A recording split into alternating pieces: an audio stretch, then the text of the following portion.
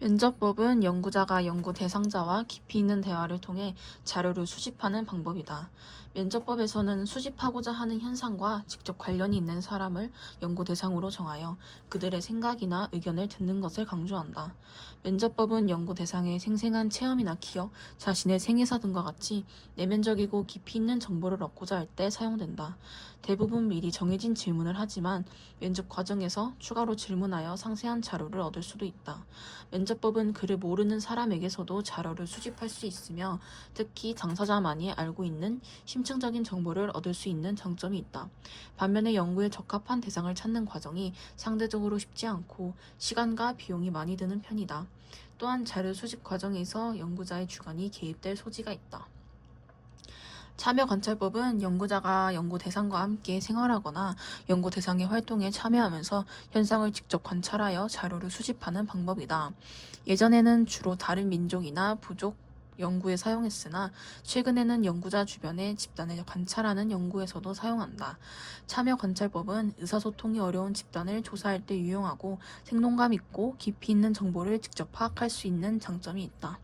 하지만 관찰하고자 하는 현상이 나타날 때까지 기다려야 하며 이례적인 현상의 경우 그 장면을 집중적으로 포착해야 하는 어려움이 있다. 이에 따라 시간과 비용이 많이 들고 관찰 내용을 기록해놓은 과정에서 연구자의 주관이 개입될 소지가 있다.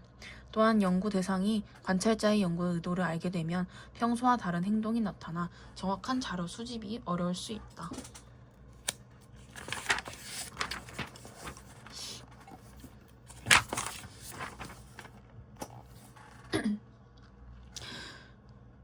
사회 문화 현상의 탐구는 문제를 제기하고 그에 대한 결론을 도출하는 과정이다. 결론 도출을 위해서는 정확한 연구 설계에 따라 적절한 자료 수집 방법을 적용해야 한다. 탐구 절차는 연구 방법에 따라 차이가 있다. 탐구 결과는 사회 문화 현상의 본질 이해나 문제 해결에 도움이 된다. 예를 들어 출산율이 낮은 이유를 연구한 경우에는 결론을 활용하여 출산율을 높이기 위한 대책을 제안할 수 있다. 또한 가출 청소년의 삶을 연구할 경우에는 그들을 이해할 수 있고 그들과 소통할 수 있는 방식을 찾을 수 있다. 이런 점을 고려할 때 사회문화 현상 탐구는 매우 엄격한 절차에 따라 정확하게 이루어져야 한다. 더불어 하나의 연구가 완성되면 그것으로 끝나는 게 아니라 그러한 연구를 바탕으로 하여 새로운 연구 문제가 다시 도출되고 새로운 탐구가 진행되어야 한다. 일반적으로 사회과학적 탐구는 순환 과정을 거친다. 이 과정에서 연역법과 귀납법이 적용된다. 연역법이란 일반적인 것이 특수한 것에 적용되는 것을 파악하는 과정이다. 즉 기존의 이론이나 결론에서 출발하여 새로운 가설을 만들고 개별적 사례에서 그것이 적용되는 것을 관찰하는 과정을 말한다. 귀납법이란 특수한 것에서 일반적인 것을 발견하는 과정이다. 즉 구체적인 사례에서 관찰한 현상의 공통적인 것을 모아서 일반적인 원리를 도출하는 과정을 말한다.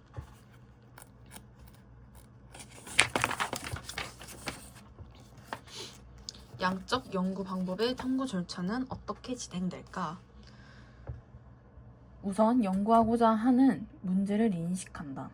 고등학생의 아르바이트 경험은 그들의 소비 의식에 영향을 줄까? 가설 설정. 가설은 기존 연구 결과를 참조하여 주로 인과 법칙의 형태로 서술한다. 아르바이트 경험이 있는 고등학생이 그렇지 않은 고등학생에 비해 소비 지향성이 더 높을 것이다.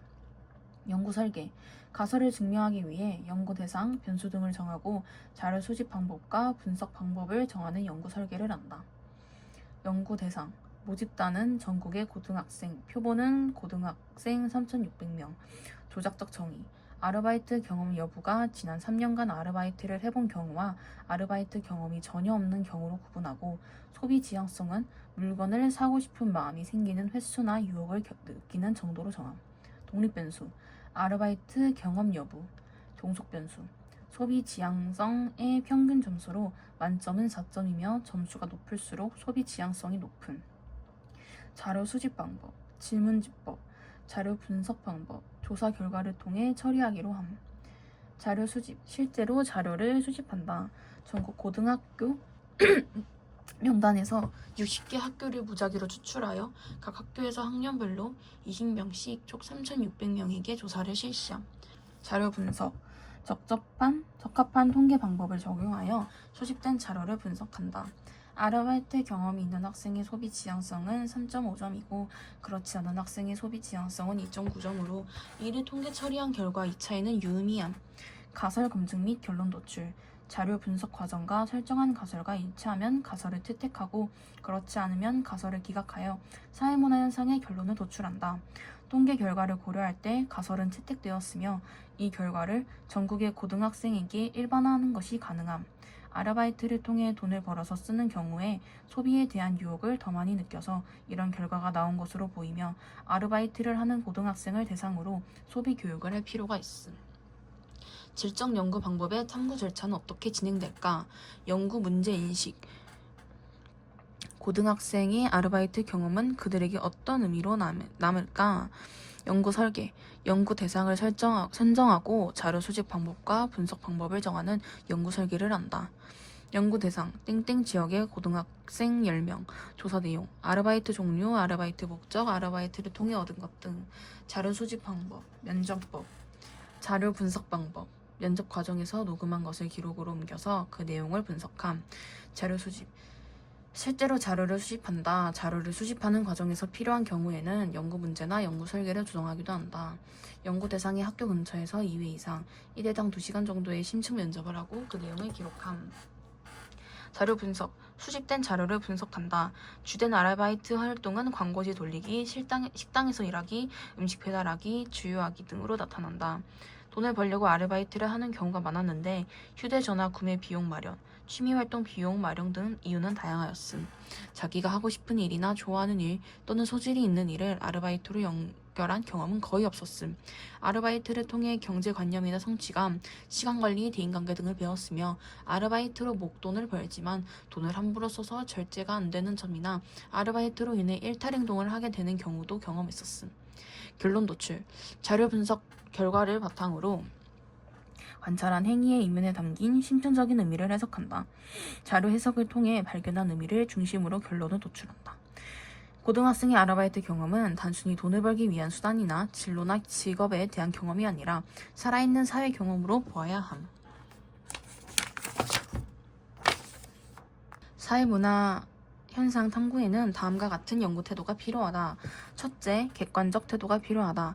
객관적 태도는 연구 과정에서 자신의 주관이나 가치, 이해관계를 떠나 제3자의 관점에서 있는 그대로 현상을 관찰하려는 태도다.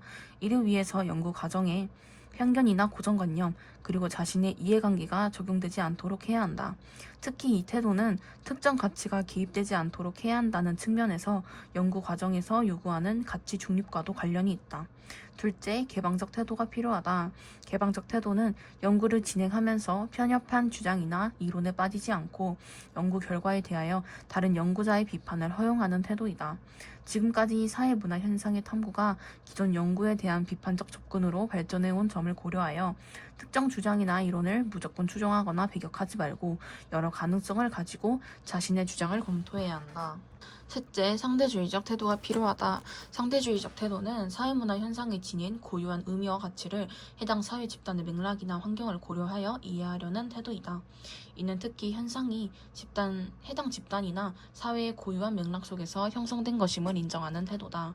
이에 따라 특정 사회나 집단을 대상으로 하여 이루어진 연구 결과를 다른 사회나 집단에게 일방적으로 적용해서는 안 된다는 점도 고려해야 한다.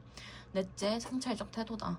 성찰적 태도는 사회문화 현상을 있는 그대로 받아들이기보다는 그 이면의 태도를 살펴보거나 연구 진행 과정을 제대로 수행하고 있는지 되짚어보려는 태도다. 아무런 의문이나 반성 없이 사회문화 현상이나 연구 과정을 무조건 수용하면 그 발생 원인이나 의미를 제대로 파악하기 어렵다는 점을 고려한 것이다. 사회문화 현상을 탐구할 때 연구자는 주관적 가치와 이해관계를 배제하는 가치 중립 태도를 지녀야 한다. 대담자, 사회과학 연구에서 연구자의 가치 중립을 강조하였는데요. 연구자의 가치 중립은 왜 필요한가요? 연구자도 사회 속의 행위자이기에 연구 과정에서 연구자의 가치나 감정이 개입될 가능성이 큽니다. 가치나 감정이 개입되면 과학적 지식을 얻을 수 없으므로 가치 중립이 중요하지요. 가치 중립을 위해서는 어떻게 해야 하나요? 자료 수집을 할 때 체계적인 방법을 적용하고 자료 분석 과정에서는 합리적으로 분석하고 분석한 자료에 근거하여 논리적인 결론을 도출하면서 연구자의 가치 개입을 막아야죠. 연구 과정에서 연구 문제와 목적을 정할 때는 연구자의 주관이나 가치가 고려되는 가치 개입이 허용된다. 그러나 연구 문제가 설정된 이후 자료를 수집하거나 수집한 자료를 분석하고 결론을 내리는 과정에서는 연구자의 가치나 이해관계를 엄격하게 배제하는 가치 중립이 필요하다. 하지만 결론에 따라 정책을 제안하는 등 연구 결론의 활동 과정에서는 연구자의 가치 개입이 작용하게 된다. 이처럼 탐구 과정에서의 가치 중립은 연구자가 가치를 가져가선 안 된다는 것이 아니라 주관적 가치 때문에 연구 과정이나 결과가 왜곡되어서는 안 된다는 것이다.